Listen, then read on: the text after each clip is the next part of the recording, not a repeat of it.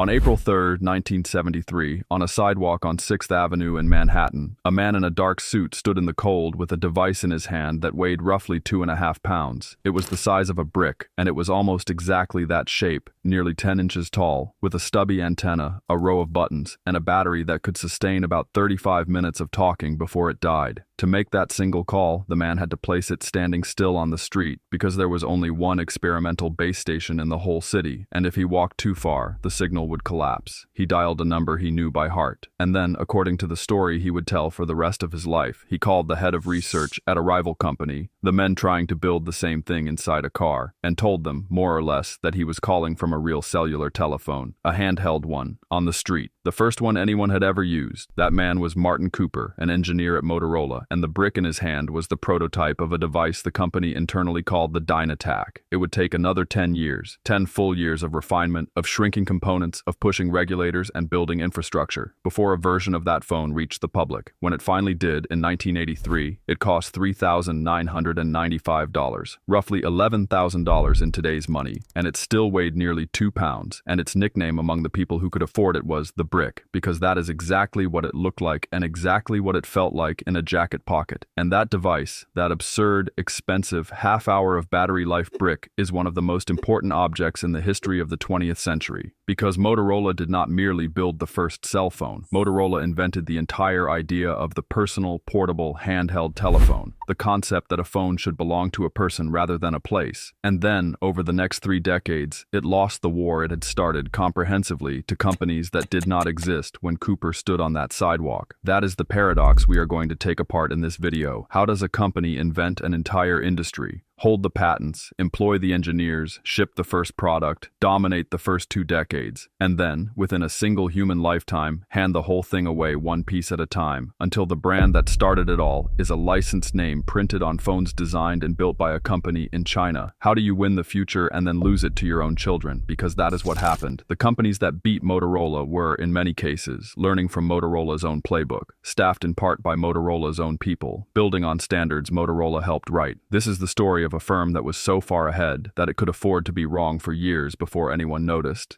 and then noticed all at once. This is American Electronics and Tech, where we take apart the companies that built the electronic world, down to the circuit board and the engineer who designed it. If you care about the objects, the ones that sat in your pocket, the ones that sat on your desk, the ones your parents carried and swore were the future, then this channel is being built for you, one company at a time, and we would be glad to have you subscribe before we go any further, because this one runs long and it earns every minute. So set the brick down on the workbench and let us start where the story actually starts, which is not in 1973, and not with a phone at all. It starts in Chicago in 1928 with 2 brothers named Paul and Joseph Galvin and a product that had nothing to do with communication. The company they founded was called Galvin Manufacturing Corporation, and its first product was a device called a battery eliminator, a small unit that let a home radio, which had been designed to run on expensive batteries, plug directly into the wall current instead. It was a clever, useful, unglamorous piece of engineering, and it very nearly bankrupted them because within a couple of years, the radio manufacturers simply started building the eliminator's function directly into their sets, and the market for a standalone device evaporated. This is the first instructive failure in Motorola's story, and it is worth pausing on because it planted something. Paul Galvin learned, early and permanently, that the money was not in a component that someone else's product could absorb. The money was in owning the whole device. The money was in the box the customer carried home. So Galvin pivoted, and the pivot is where the real company begins. In 1930, his engineers took the same fundamental problem. How do you put a radio somewhere it was never meant to go, and applied it to the automobile? A car in 1930 was a hostile environment for electronics. Vibration, a filthy electrical system, no room, and constant interference from the engine's own ignition. Building a radio that worked in it was genuinely hard. Galvin's team did it anyway, and when it came time to sell the thing, Paul Galvin did something that would define the company's instincts for the next 70 years. He coined a name for it. He took the word motor for the automobile, and he grafted onto it the suffix "ola," which was fashionable at the time for anything that made sound. The Victrola, the pianola, Motorola, a radio that made sound in a moving motor. The product name was so successful, so completely identified with the company, that in 1947, the Galvins simply renamed the entire corporation after it. And here is the thread to hold on to, because everything that follows hangs from it. From that very first car radio, Motorola's entire entire genius was the same single trick, repeated at higher and higher difficulty for decade after decade. Take a piece of communication technology that only worked when it was tethered to a wall, to a wire, to a fixed location, and free it. Make it mobile. Make it survive the vibration and the interference and the impossible constraints of the real, moving, physical world. The car radio was the first. The two-way radios that Motorola built for police departments through the 1930s were the next. And when the Second World War came, that same obsession, communication that moves, would produce the object that made Motorola not just a successful company, but a legend. And it would put the company's engineers directly on the path that ended 3 decades later, with a man standing on a New York sidewalk holding a brick.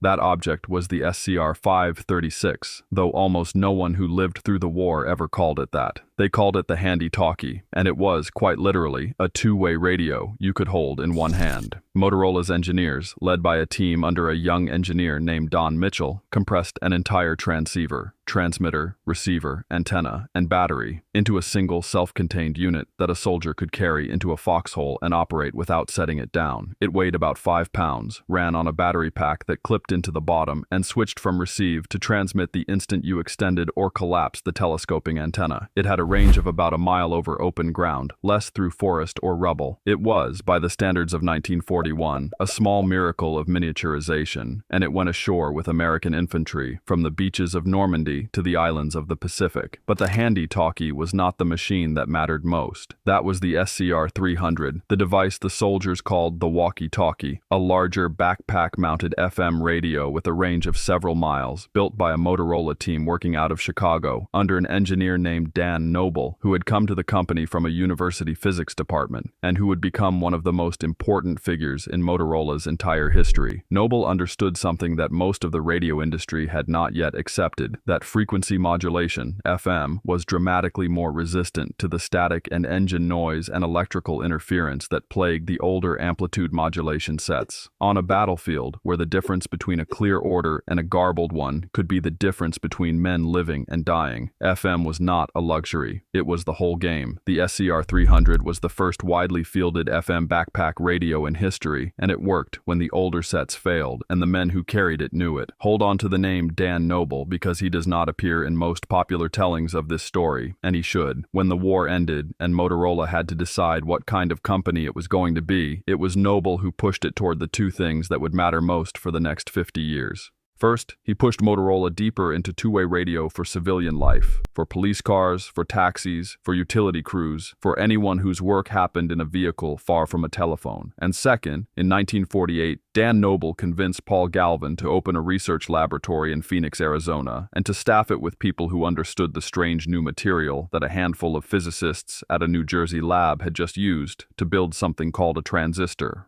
Noble saw, earlier than almost anyone in his industry, that the vacuum tube was finished, that the future of every radio Motorola would ever build was going to be made of silicon and germanium, of solid-state components with no glowing filament and no fragile glass envelope. He wanted Motorola in the semiconductor business before Motorola had any idea it needed to be there. This is the quiet turning point that the brick on the sidewalk story always skips. Motorola did not stumble into becoming a great communications company. It became one because a physicist convinced a radio salesman to bet on a material almost no one understood, and that bet meant that when the transistor era arrived, Motorola was not a customer buying chips from someone else. It was a maker of them. By the 1950s, the Phoenix operation was producing power transistors and, soon after, integrated circuits. By the 1960s, Motorola semiconductors were inside guidance systems, televisions, and eventually, the company's own radios. And here is the detail that closes the loop with everything that came before. When NASA needed a radio to carry a human voice 250,000 miles from the surface of the moon back to Earth, the transponders that did it were built on Motorola technology. The voice of Neil Armstrong stepping onto the lunar surface in July of 1969 reached the world through Motorola Communications hardware. The company that had started by freeing a radio from the wall of a house had, in 40 years, freed the human voice from the planet itself. So by the end of of the 1960s, Motorola was not a phone company at all. It was a communications empire built on a single obsession: communication that moves, and it sat on a foundation almost no competitor could match. It designed its own semiconductors in Phoenix. It built the two-way radios that ran nearly every police force and fire department and taxi fleet in America. It made the transistors and integrated circuits that other companies bought by the millions. And it had, in a laboratory in the suburbs of Chicago, a division of engineers whose entire professional lives had been spent solving one problem: how to make a radio work reliably while it is being carried, dropped, jostled, and moved.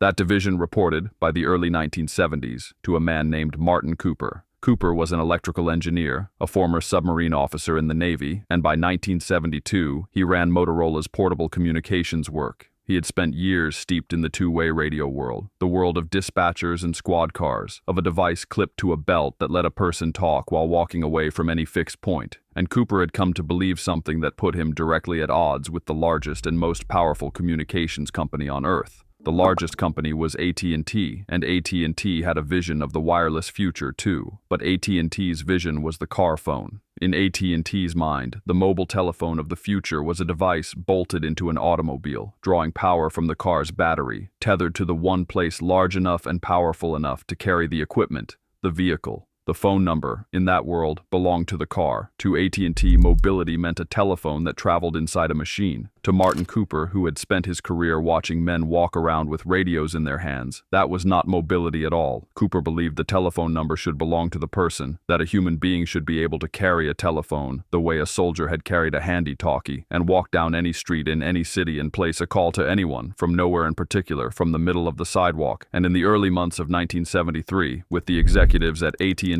lobbying regulators to hand the whole future of mobile communication to the car phone, Cooper decided he needed to prove them wrong in a way no one could argue with. He needed something to hold in his hand. What Cooper's team built, they built fast, and they built it out of desperation dressed up as ambition. The device was assembled over roughly 3 months in the winter of 1973 by a group of engineers working under a designer named Rudy Krolop, who ran Motorola's industrial design group and who later said he had been given the assignment with almost no warning: go make a portable telephone and make it look like something a person would actually want to carry. The prototype they produced was designated the DynaTAC, and by any modern standard it was a monster. It measured about 9 inches tall without the antenna, weighed roughly 2.5 pounds, and inside its plastic shell sat a dense architecture of circuit boards packed with the discrete components of the era. Thousands of individual parts, a receiver, a transmitter, and a battery that gave the whole thing perhaps 20 minutes of talk time before it needed 10 hours on a charger. The engineers joked that you could talk until your arm gave out before the battery did. The keypad had no display worth mentioning. It was, in every physical sense, a brick, but it worked, and it fit. Barely, in a human hand, and it did not need a car. On April 3, 1973, Martin Cooper carried that prototype onto 6th Avenue in Manhattan, near the New York Hilton, and did something that had never been done in the history of the species. He raised a telephone to his ear, standing on a public sidewalk, with no wire running to anything, no car beneath him, nothing but the device in his hand and a base station Motorola had installed atop a nearby building. And then, in a gesture that reveals everything about the man and the rivalry, he dialed the number of Joel Engel, the head of AT&T's rival mobile program at Bell Labs, the very man championing the car phone. Cooper later recounted the call with obvious relish. He told Engel that he was calling him from a cellular telephone, a real handheld, portable cellular telephone. There was, by Cooper's account, a silence on the other end. He remembered the moment as one of the sweetest of his professional life. Standing on a New York street, watching pedestrians turn to stare at the man talking into a 2.5-pound block, having just placed the first public call from a handheld mobile phone directly to the competitor he intended to beat. It was theater, and Cooper knew it was theater. The DynaTAC of 1973 was not a product. It could not be manufactured, could not be sold, could not survive a full afternoon of use. It existed to make a point to regulators and to the press that the personal, handheld future was not science fiction, that it existed, that a man could hold it up in front of a crowd on 6th Avenue. And here is where the honest history holds two facts at once. You can read Cooper's demonstration as a genuine engineering breakthrough, the moment the entire concept of the personal phone was proven real in the physical world, and you can equally read it as a brilliant piece of corporate maneuvering, a company using a prototype it could not yet sell to influence a regulatory fight it could not afford to lose. Both are true. The stunt was real engineering, and the engineering was deployed as a stunt, and Motorola understood perfectly well that the two were inseparable. The company was fighting for the shape of a market that did not yet exist, and it fought with the one thing it had that AT&T did not, a radio that a person could carry, but proving the concept and shipping the product turned out to be separated by a full decade, 10 years that would test whether Motorola could turn a piece of theater into a business. Because the phone was only half the problem, the other half was the network. A handheld phone is useless without a system of cell towers to hand its signal from one coverage area to the next as the person carrying it moves. And building that system meant spectrum, and spectrum meant the Federal Communications Commission, and the FCC moved at the pace of geology. Through the middle and late 1970s, the regulatory process crawled forward while Motorola's engineers kept grinding the prototype down toward something a factory could produce and a store could sell. The battery had to shrink, the component count had to fall, the price, which in prototype terms was effectively infinite, had to come down to a number a wealthy human being might conceivably pay. Every year the integrated circuits got denser and the impossible got a little less so, and the engineers in the Chicago suburbs kept at it, refining a device that had no market and no network and no legal spectrum to run on the faith that all three were coming. They were.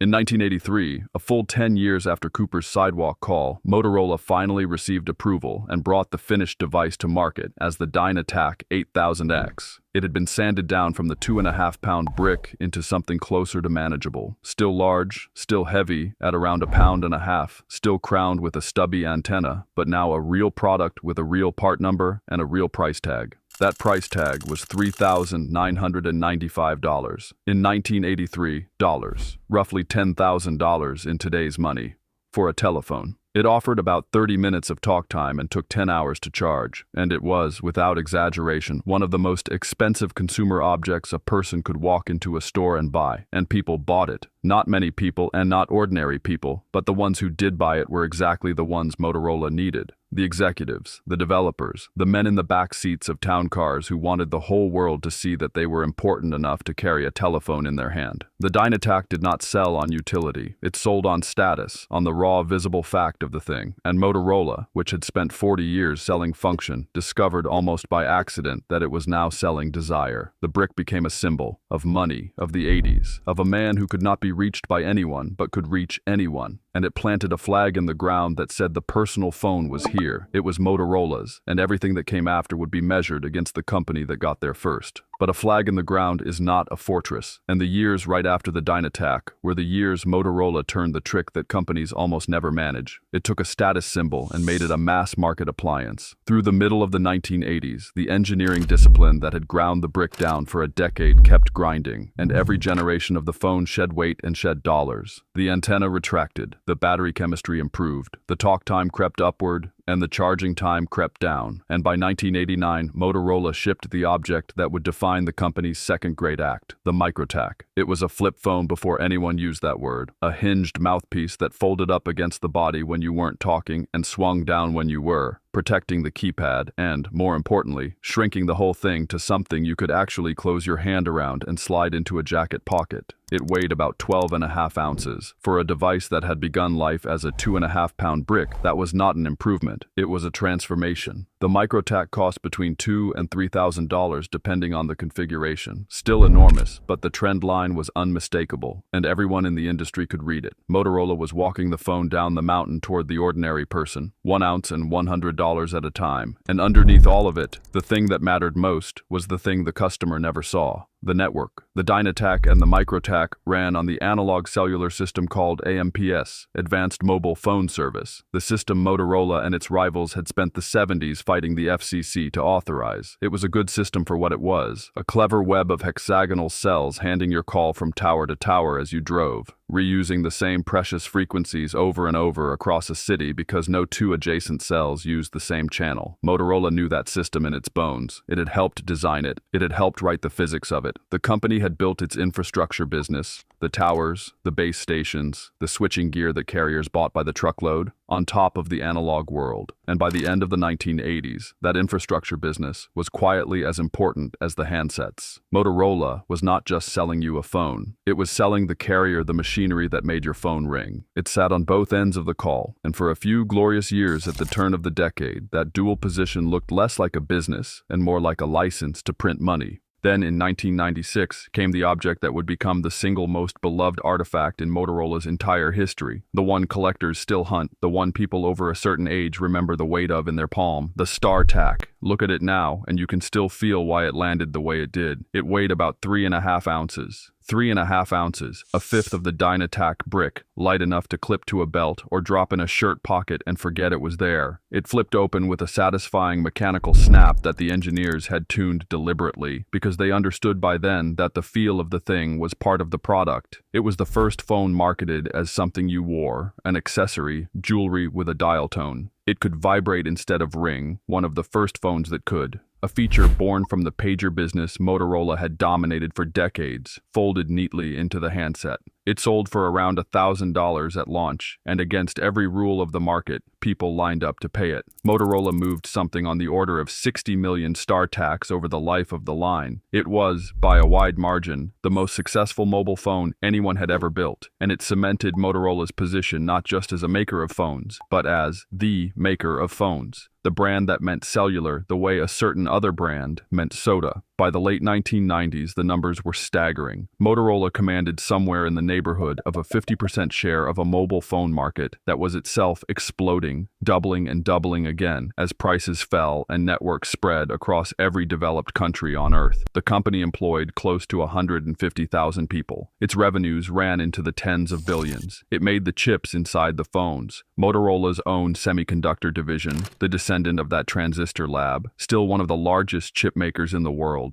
It made the phones themselves. It made the towers the phones talked to. It made the two-way radios the police and the fire departments carried, the pagers clipped to every doctor's belt, the microprocessors, the 68,000 family that ran the original Macintosh and a generation of workstations. Reach into almost any piece of electronics in America in 1997, and there was a reasonable chance you'd find a Motorola part inside it. The company that Paul Galvin had started to make battery eliminators for radios, that had put a receiver in the family car and a walkie-talkie in a soldier's hand, now sat astride the entire wireless world it had personally invented. It had won the war it started on that 6th Avenue sidewalk in 1973. Cellular telephony was a mass phenomenon, and Motorola was its king. And here is where the story turns, and here is where the fairness has to come in, because what happened next was not stupidity. It was something far more dangerous and far more human. It was success curdling into certainty. The engineers who had built the analog world, who understood AMPS the way a native speaker understands his language, looked out at the horizon and saw a coming shift. A shift from analog to digital, from the elegant frequency reuse of AMPS to a new set of standards that encoded your voice as ones and zeros.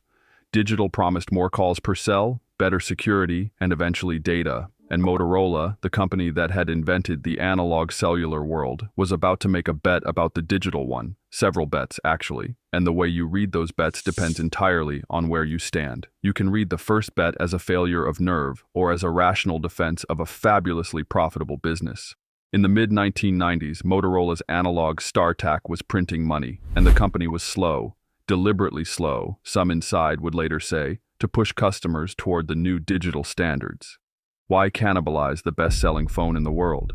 Why rush a transition that would compress margins? So Motorola let the digital wave build offshore while it defended the analog beach at home. In Europe, a single digital standard, GSM, was becoming law across an entire continent, and a quiet Finnish company you may have heard of was building light, cheap, digital handsets for it by the tens of millions.